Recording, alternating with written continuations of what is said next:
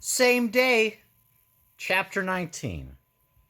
Ah, man, it starts with a, you know, the soul knows no greater anguish than to take a breath that begins in love and ends with grief. Time unravels now. Events clash upon event. So much to recount. Pray this sad-eyed round man does not falter, does not grow too breathless. You will flinch with the wounds. We shall all flinch. And then we have Murillo's body being brought back to his friends. That really hit me. Not this part. I mean, this part is sweet, but when he died, it was like, dang it, dang it. Anyway, let's keep going. Cutter, Crocus, whatever your name is now, freaking run from this girl. She is psycho. Like she's married to a killer who just killed Murillo, and now she's like, I love you so much, I want to be with you. And he's like, yeah, let's go then. And she's like, no, I like it here. And then he's like, well, and she's like, you should kill him. Like she is terrible. She is terrible. Um, they're just. It was that note where they're both kind of getting what they want. This Gorlas and her. Um, Terrible, terrible stuff. I would be out the flippin' window. Um, there's that fly again. You gotta be kidding me. Anyway, I'd be out the window. This is terrible. I think he should just run. This is gonna turn out so poorly, unless he's got some more bricks up his sleeve. Holy, a lot happened. Got this new kid, Venaz, who his mom didn't want him, and that's why he's there. It's a good thing there's not a mine around, because I think that sometimes a lot of us parents maybe getting annoyed with asking our kids one too many times might do something stupid and accidentally sell them. I mean, that's not a very good joke, but there probably would be some. It would be a threat. I'd be like, I'll sell you to the mine. Um, but we have Bainisk, who is helping Harlow, and he just wants to get to Darujistan. They're going down this cliff, looks up, and he's like, heck no, and then cuts the rope. And I don't know how high they are off the ground. If Harlow's dead, that will suck. Hopefully they get out of this. Hopefully they get out of this. All right, now we're back to where Picker's laying there, and Anstey's there, and Blend and Solara and Duaker, and very interesting that Blend is someone who I hope she becomes best friends with Solara, because Blend is one who's tried very hard to blend into the background, whereas Solara obviously has the opposite effect. Um, Very, very kind of cool to see. I like both of those characters. Fisher tells them first. They're like, Fisher, you can't be the real Fisher. He's made more songs than anyone, and some of his famous songs are from like 100 years ago. So he might be immortal.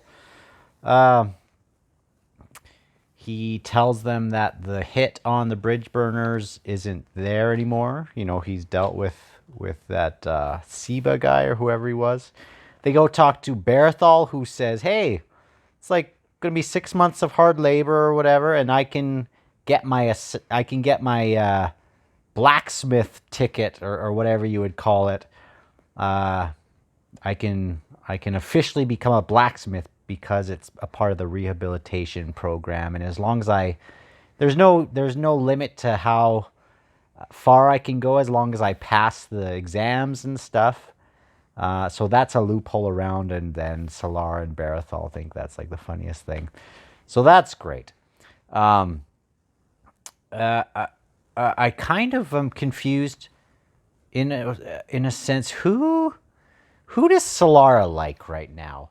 I thought, is she just friends with Barathol, or does she want him to be like her romantic? her romantic interest. Or is it Fisher Keltath? I might have just ripped through that or not paid attention, but whichever one. They probably both like her, so. Or whatever. I don't know. Doesn't matter. Let's go on to the next thing. All right, now Baruch has made his way into the temple where Pust and Sortico are. And Pust is like the funniest guy. Still hitting on this lady. He comes in and Pust is like, I am Shadow Throne's. He sees through my eyes and talks through my mouth and farts through my bunghole and like, and then he has to be his mouthpiece to, and the message is to set up watch on one of these gates. So we'll see. But it was like, it's still so funny. He's like, oh, and we have this ritual that we need to do in Shadow. Totally just trying to scam her. It's stupid. I don't think Char knows the directions that he's been given. That Lady Envy's given him. She's like, stay right here. Do you know what I'm saying? She's like, mm-hmm. On another note, Lady Envy does seem to have a little humanity here with this sweet little Char, sweet huge Char. So I like that. I wish Kruppa would shut his stupid mouth. He's like, he knows that it's Murillo and whatnot, and Mies is all upset. But he's like, hey, night's not over yet. We're all gonna cry, and you will too. So, like, just be quiet. Be quiet. Don't say that. Because I don't want to. Oh, snap. Holy crap. Okay. So, Kruppa, when I read Gardens of the Moon, I liked this group. Murillo and Kruppa and Rallick and Cutter. This was the first group that I really connected with. The Bridgeburners, I really didn't for quite a while. Maybe till like the very last part of the book, but it really was this group that I liked. And I've kind of forgotten how much I liked them. But Murillo coming in this way, and Cutter thinks that this is Gorlas doing this to get at Cutter, and it just inflames, he's just enraged by this. And it's a good point that whether it was Rallick or Cutter, Rallick would have gone as well, and he's the professional, but Cutter has, look what Cutter did to Rallick when they were in actual fights. So this could end very poorly, but if it ends well, then holy smokes, Cutter, I liked Crocus a lot in Gardens of the Moon, even though he was being kind of a ridiculous idiot. I really liked him. I don't want him to die. So if he gets vengeance, I hope he gets vengeance in the name of Crocus, not Cutter. I hope he's like, and my name's Crocus or something like that. That would be very, very cool. Whew. Kruppa, you douche. Dang it. He's like reminding me. He's like, hey, remember, you're going to cry. And then remember the very first stupid line of this chapter? He's like, it's tragic when the first breath is love and then the last breath is grief or whatever. And he's like, recall this day's beginning, single breath drawn in with love. That jerk. Kruppa. Oh man, what's her face? Stawny's getting upset. Mama Bear is finally maybe becoming Mama Bear. Oh man, this is awesome. Who's gonna get there? I mean, I thought Murillo was gonna get there, or Gruntle, but now frickin' Gruntle's tumbling through through Mael's realm and crap. But now we have we have Stani having a similar reaction, kind of, to what happened with Gruntle when Stani was abused. And now it sounds like Belam Nam, who would also like to go and get Gorlas, holy smokes, just crazy. And I'm starting to get a headache because I've been reading for a while, so probably won't get too much farther, but I will finish this chapter. Oh man, Chardon Lim and Chalice's thing. Holy flip. She's like, I'm not just gonna do this now. We're not gonna, you're gonna have to do it we're not gonna make any more games of what this is. You know exactly what this is. Whew. And then I don't know what ignited in her after this one, but she thought of her glass globe with its trapped moon, that gift of a youth long lost, and she smiled. Oh, like I don't know what that means, but something's happened. So, yikes. Holy smokes. Okay, so Rallick is going to help Crocus by stopping these two others from intervening, so Crocus can have his moment.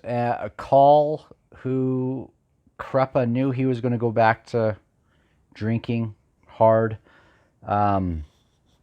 gave him some non-alcoholic stuff, which he figured out pretty quickly, and everyone's arguing, and but it's time for them to somehow stand together, even though, as is mentioned a few times, when facing death, they do it alone. So it might not have to be the case, though. I don't know. Man, this is getting wild, though.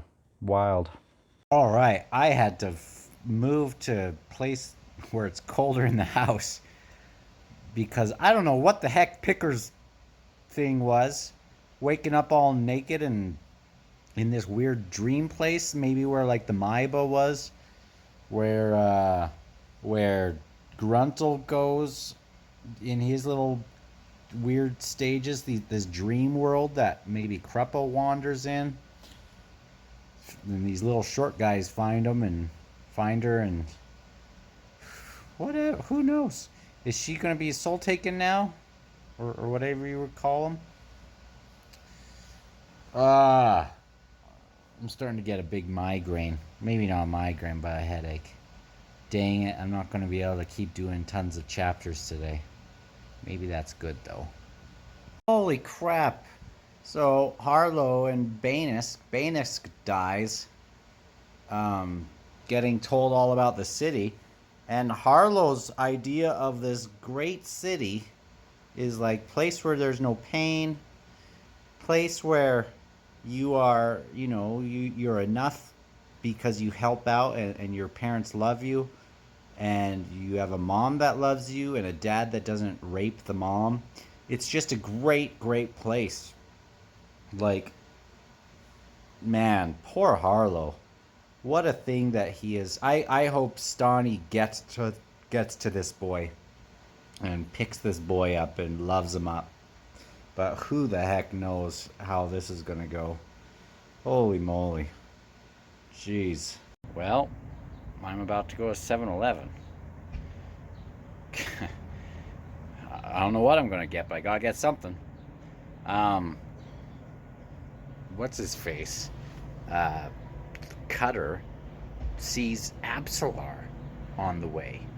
Or, a vision of Absolar, and she's telling him to not do this, not go down this road, not go down her road. We have someone in the Phoenix Inn that just kills herself, and Blend is grieving, like everyone's grieving. It's just wild. So Crazy chapter. Then, yeah, we'll be on to chapter, what was this, 18 or 9? Whatever. You'll see. Whatever. I'll see.